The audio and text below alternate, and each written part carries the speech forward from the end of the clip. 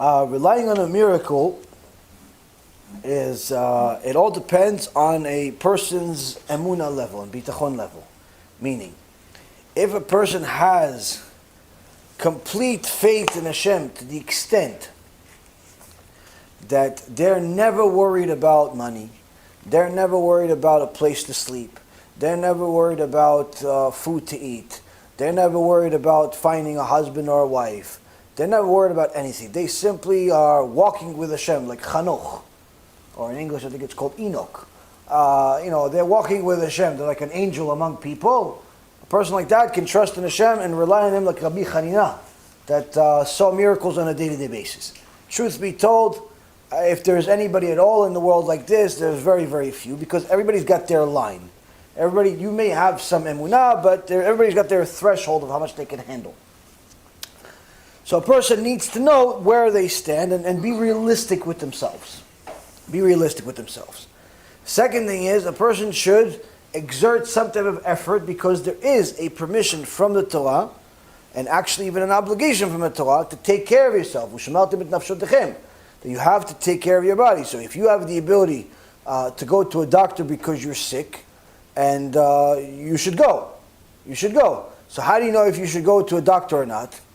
If you were sick and money wasn't a problem, and a doctor was available to you, if that means you would go, then you should go, even if it is a problem and money is a problem. You just have to find a way to make it happen. But if you wouldn't go, even if you had all the money in the world and the doctor was next door to you, you still wouldn't go because you believe in Hashem 100%, then again, you're at that level of relying on miracles. I don't know if anybody like that exists. Point being is, a person should do everything they possibly can to take care of themselves in a normal way, the best of their ability.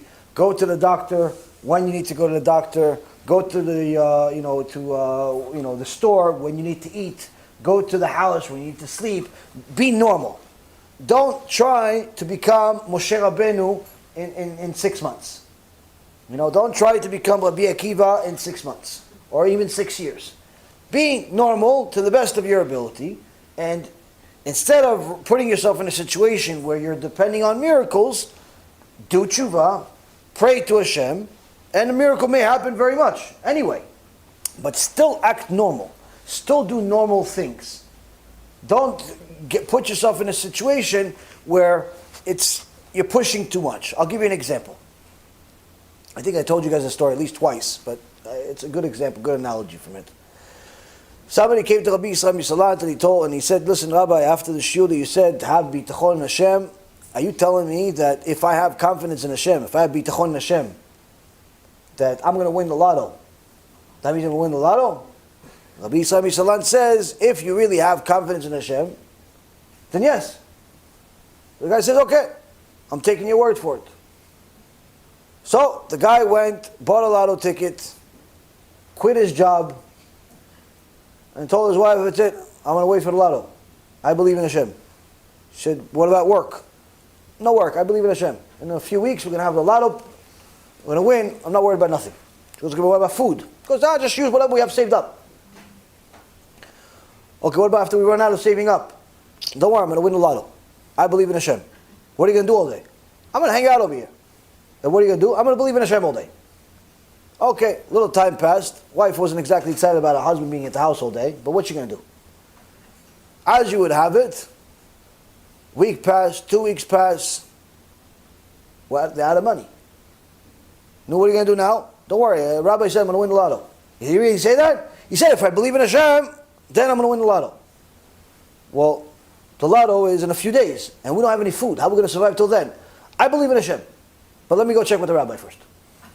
So he goes to Rabbi Yisrael, and he says, Rabbi, listen, there's, in a few days from now, there's the lotto, and I believe Hashem's going to give me the lotto. Only thing is, I don't have any money right now to eat. So what should I tell my wife? So Rabbi Yisrael said to him, says, you believe in Hashem? 100%. 100%? 100%. He goes, you know what? Let's do this. What's the lotto for? How much is it for? $1 million. How about this? I'll buy the ticket for me for $500,000. Now, I'll give you the $500,000 now. That way you have money in your pocket now. You don't have to take any risk. Wait another few days. You have money to eat now and everything. He says, Rabbi, you do that for me? 100%. You do it? Yeah, sure. Deal. Okay, before we shake on it, go back to work. Go back to work and throw the ticket in the garbage. Why, Rabbi? I believe in Hashem. He goes, no. If you really believed in Hashem, you wouldn't be willing to sell $1 million ticket for $500,000. Sometimes people like to fool themselves to make them think, make themselves even think, that they believe in Hashem much more than what they do. It takes a long time of working and perfecting a character traits of a person to get to such a high level of emunah. Meaning, for all intents and purposes, a person should do everything possible to follow what needs to be done. Of course, if you don't know what needs to be done, ask your rabbi. Your rabbi is a Talmid Chacham, I'm assuming, will guide you the best that he possibly can, what you should do, where you should go, where you should rely on having emunah in Hashem and faith in Hashem, even if that means relying on a miracle, or where he's going to tell you, okay, exert a certain amount of effort to make this miracle more likely. But you should know in general, Hashem does not like to make miracles. He doesn't like to make miracles, and he uses it only as a last resort and if it's absolutely necessary. The reason why? Because he wants the world to work in a natural order. And that's also why even the miracles that Hashem makes, he makes them hidden. There are not many miracles that are open. Many times when he makes miracles, they're hidden. So you don't want to put yourself in a situation where you're relying on an open miracle. Sometimes you'll get it anyway, because Hashem wants you to have that kind of a miracle for a different reason. But generally speaking, you should do whatever you need to do. Basically, whether it's to work to make a living, study to learn Torah, do whatever you can to find a shatchan or a shatchanit that's going to help you find a wife, and do all the things that normal people do. But also use the guidance of a Talmid Chacham that follows the Torah, follows the sages. He's going to tell you where to do this, where to do this, where to do this, and where to do that. Don't look for parnasah from the shatchan, shidduch of the shatchan. Don't look for food at the doctor's store. Doctor's store is medical. Obviously, you need to sometimes tell people things a little more precise. But the point being is that you need to have some guidance of when to rely on a miracle, when not. Now, sometimes, to finalize this point, sometimes you have nothing else to rely on.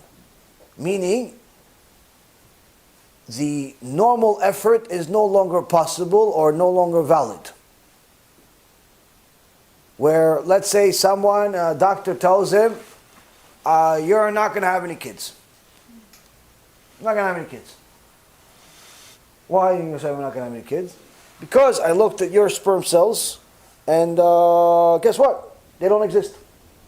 And I looked at your wife's situation. Guess what? It doesn't exist there either. So scientifically, it's impossible for you two to have kids. No, I think we can have kids. We trust in Hashem. The doctor says, listen, it's more likely that I'm going to give birth right now during our meeting than you two having kids. Now you guys are laughing, but this actually happened. One time, Rabbi Yaron Reuven, tried having kids for many years. No kids. Went to a doctor. Doctor says, listen, Rabbi, I'm sorry. You and your wife could not have children. You've tried, you did whatever you did. You're not going to have kids. Just give up on it. You're not going to have any kids. When he said that, Rav Pinto said to him, and those people there, he says, listen, not only are we going to have kids, we're going to have a kid this year. I'm going to invite you to the Brit Milah. The doctor was a Jew, but secular. He says, Rabbi, I respect you. You're a good man. But if you have a kid in your life, I'm going to do complete TeShuva, put a kippah on, I'm coming to your Brit Milah, everything. He says, I'm in. 9 months later, you have an invitation to Brit Milah. Not an invitation, but he told him it's Brit Milah, my son, first kid. A year later, another kid. The doctor became completely observant. Why? Now you gave Hashem a reason to perform a miracle. Why? It's going to make one Jew do TeShuva, perhaps his family, his wife, his kids, and so on and so forth. The point being is that sometimes you have no hope because scientifically, logically, rationally, there is no place to go. In those cases where there is nothing to do, you're still forbidden from losing hope. Now, even though you can't exert any effort, There's nothing for you to do. There's no money for you to spend because you don't have any money. There's no one to call because you don't have a phone even. There's nothing for you to do. You're forbidden from losing hope. And at that moment, you rely on a miracle. Why? Because that's the position that Hashem puts you in. Once you have nothing to do anymore, at that moment, you can perfectly normal and perfectly good and even obligated for you to rely on a miracle at that point and not to lose hope. Why? Because in that case, if Hashem puts you in that case, surely He puts you in that case because there is a way out. Question is whether you deserve it and whether you believe in it. The more you believe in it, the more likely Hashem is going to do to perform it for you. Abotech be'Hashem, chesed yisovevenu. Someone that has confidence in Hashem, kindness will surround him, the Pasuk says.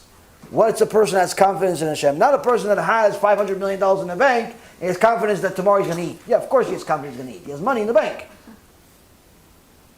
What's confidence? Confidence when you have nothing else to be confident about. You have no hope. At that point, you're still confident in Hashem, Hashem will help you. So again, if you have an ability to do something about it, do the best you can, while believing that Hashem will help you. Meaning, both are done simultaneously, not one or the other. You have no hope whatsoever, like meaning the way for you to help yourself is non-existent, you still have the confidence in Hashem. Meaning, the confidence in Hashem that He's going to help you is there regardless. But if you have an ability to help yourself, meaning do something about it, so at least you're giving Hashem a natural way to help you. A natural way. An example of it is when Batya bat Paro wanted to rescue Moshe Rabbeinu when he was a little baby. Only problem is he was really far away. Really far away. So what'd she do? She just stretched her arm. But she knew he's 40 feet away. Her arm is what? 2 feet. How long is her arm? She can't reach. But she still went like this. So what did Hashem do? You went like this? He stretched, Gemara says, he stretched her arm all the way to get to the like he stretched 40 feet. Why? You showed a little effort, I'm going to do the rest. So you have to do a little bit of stretching, let Hashem do the rest. But you have to do something. Do something. You have an obligation to do something. Don't just sit there, no, Hashem's going to save me. What are you doing? The boat came, you didn't come. The helicopter came, you didn't go. Nothing. No, you have to do something. Stretch your arm a little bit, and that's it. B'Shem Hashem Na'aseh v'Natzliach, we're very excited to offer you the new Bezrat Hashem app 3.0. It's a newer, faster app, full of Torah, lots of Kedusha, by the Shiurim that we do, myself, Rabbi Ephraim, Rav Chaim, where you'll have also newer features where you're able to use the app while you're using other applications on your phone. You'll be able to share the lectures directly from the app. You'll be able to donate online and support our Kiruv and our Torah work that we're doing. And the most exciting feature is that you'll be able to actually ask questions directly on the app and get answers from the rabbis directly from the app. This is something unprecedented, and Baruch Hashem will be able to offer it. Thank you again for all of your support. Check it out. Make sure you have the kosher Torah that will re-energize your neshama each and every single day. Call to B'chava Tzlacha.